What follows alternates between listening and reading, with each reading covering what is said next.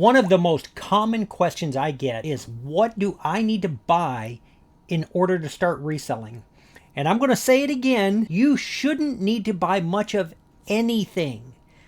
I've decided to go ahead and prepare a list for you of the things that are very common, the things that I have around here, but you shouldn't need to buy much at all. I've made the list as easy to get to as possible, but in doing so, it is a commissioned list. If you buy something, it helps me. But I feel so strongly about these that I'm going to put the pictures up here, and you can easily go buy these without going through the link. So as we go through this list of the things that I've said beginning eBayers should have, it doesn't mean that you need to buy them new. It doesn't mean that you need to buy them here. There are things that you're going to need to consider and things that you need to have. So I'm going to switch to the computer. You'll still see me here, but I will be on here. Let's go ahead and start taking a look at this. I'm going to start at the bottom with the two most important items on here, or at least in my opinion, that you're really going to need. And so let's go ahead and dive in. Let's check this out. Right down here this is the Accutech scale. This is the exact same one that I use. I've been using the same one for about 5 years. This bad boy runs about 20 bucks. Absolutely worth the money. As far as the scale goes, you could live with a food scale or some other scale at your house. So before you go buy this, make sure that you don't already have a scale that'll work. If you get to where you're selling things or listing things on the regular, then this is the scale I would go with. There are upgrades. There are fancier ones you can get. You can get some where the display is separate. Those kind of things can be handy. But this is literally the scale that I still use. Next to it is the Rollo printer. And if you have a printer at home, you can absolutely print your shipping labels on a different printer.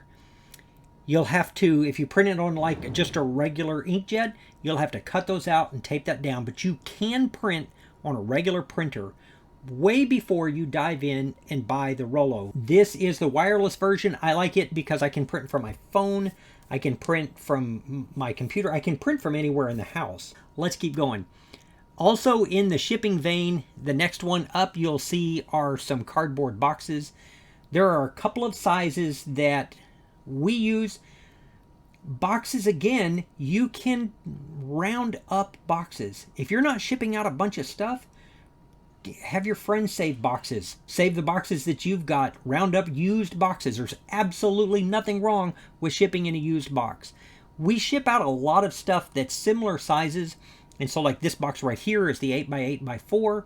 And I like that size for hats. And so I keep that box here. And I use that box for a lot of different things.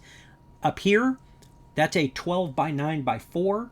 And that holds a lot of things that are kind of that notebook size. And so we really like that one too. Next to the box, you'll see right here, you're going to need some poly mailers. This is a 10x13. It'll easily ship first class. These things work great. Poly mailers work great. One of my concerns when I first started doing this is that, can I put a shirt in a poly mailer and ship it out? Absolutely. I had this vision of everything needing to be hard or flat like an envelope, and that's not the case at all.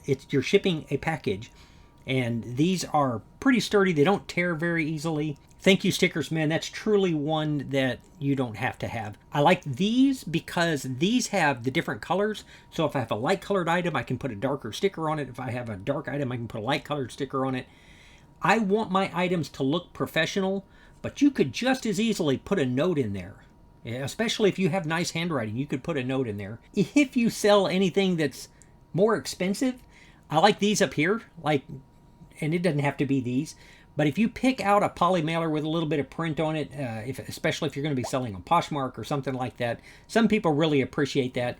I normally buy the plain envelopes by the hundreds, and I use a lot of those, and I keep some of the other ones here when I get the feeling that's a better one or more appropriate for what I'm doing. Something else that you're really going to need, and I've got it on here two different ways because one of these, the 6-pack, I buy all the time. I'm shipping out a lot of stuff, so I buy this as the refill. But this one over here, This packing tape, it comes with this part right here. And I know that they make the fancier tape dispensers. They have these, like this right here. I don't really use this one very much. I use this one. And that's a personal preference, but this package here comes with one of those right there. You can get by with a cheaper tape, but I don't. I have tried some of the cheaper tapes, and they're not the same. This one right here, I have never had a package come undone. And so if I'm going to splurge somewhere, my tape needs to hold. If I tape something together, I need that to hold. Let's keep rolling. My tubs right here, these are the Sterilite 64 quart. That is what Melody and I store our inventory in. They stack very nice. So like when I get them all filled up and stacked up, they can stack. Again, if you're only going to have 4 or 5 tubs of inventory, use tubs you have. Find used tubs. I mean, you can stack 3 or 4 or 5 tubs without them all being the same. Once Melody and I got up to like having 40 tubs in the house, I wanted them uniform so that it made my inventory neater. But $84 to me is a big investment if you're just getting started. And I would start with something else. You may need 1 tub to get started. I use paper for packing whenever I can. It's fairly cheap. And if you get the one like this one right here, I've got a closet rod hanging up across a dormer up here that I can hang a lot of this stuff without it being on my floor. But I like paper just because it's inexpensive and it goes a long way. There isn't any reason in the world that you can't save packing materials like the bubble wrap next to it, that you can't save stuff that gets shipped to you or have your friends and family save it for you. So don't buy anything on this list until you know you're going to need it. So I have bubble wrap on here. I have used the Duck brand a ton, and it's a good brand. Don't, in my opinion, don't buy cheap stuff. Your first choice would be American Bubble Boy, and your second choice would be the Duck brand. Some of the cheap ones, it won't sound like a big deal, but if they're not perforated where you can tear them easily, that's just a nightmare. And I don't care for that kind of stuff at all. The next one that I've got on here right here truly is optional. When Melody and I started, we didn't have a nice place to take photographs. And for smaller items, this didn't work very well for clothing. I needed a wall. But if you're selling smaller items, a lot of the hard goods, you're going to need a place to take pictures. You do not need to spend $50 for a place to take pictures. For $50, this is very nice. It's very clean. It photographs well. It's awesome. However, it's $50. So you could also use 2 pieces of foam core board, and they will, one of them propped up against an old shoebox and the other one sitting down, and you can get really good pictures with that. And a lot of times we'll get those at the dollar store for $1 a piece. The next one is, we have used these for years. Taking photographs is really important. If you have good lighting, good windows, you probably don't need this at all. My house is very dark, and so I needed external lighting. If you don't have good natural lighting, lighting is going to be one of the first things you want to upgrade, because that will make a huge difference on your photographs. This is a good one. We've used it for a long time. They're super bright, which is very, very helpful. And what's nice about the ring light is when you back up, you can take your photo through the center of it. That's a really good starter light. The next one to it are the Spartan industrial bags. This is a 10 by 13. It's a Ziploc bag. It is clear, so I can see what's in it. This is what I pack my inventory in. And so, like, after I've photographed my shirt and taken the measurements and I'm getting ready to do the listing, I will go ahead and fold it up, put it in here, and close it. It's ready to ship at that point. It's already been cleaned. It's already been lint rolled. Everything is ready to go. And I put it in there, and then I put it in whatever tub it is, and then I put that tub in my SKU number. So these are something you could absolutely live without. You could put the clothes straight into the bin without anything else in there. When I ship, I want to be done. I want to pull my stuff and ship it. So that's what I do, but you wouldn't have to start with that. There's very little you should have to buy. If you get to the end of this list and said Scott told you to buy all this stuff, you weren't listening. All right, I mentioned that you're going to need some labels if you buy a printer. Make sure you have a way to print. Of all the things on here, when you can print your labels at home, whether it's on something fancy with a peel and stick label like this Rollo, or an inkjet that you've got to cut the label out and tape it and print it and tape it down, being able to print your labels at home is a huge time saver. A huge time saver. We're almost done. This Stanley Powerlock, I have a slightly different version here. Having a tape measure at your shipping station is huge. When you are entering dimensions, you need to be able to measure them. And so get you a cheap tape measure. Again, I have a link here for someone to buy one. I didn't buy this one. This is one I had. And the only reason I didn't link this one is the way that it's sold is there's 3 of them, and they still have the keychain thing on them, which mine has fallen off. And you don't need 3. You probably do. If you're like me, I lose every one. But you need a tape measure. You probably have a tape measure, but you do need a tape measure. This is an expandable hanger.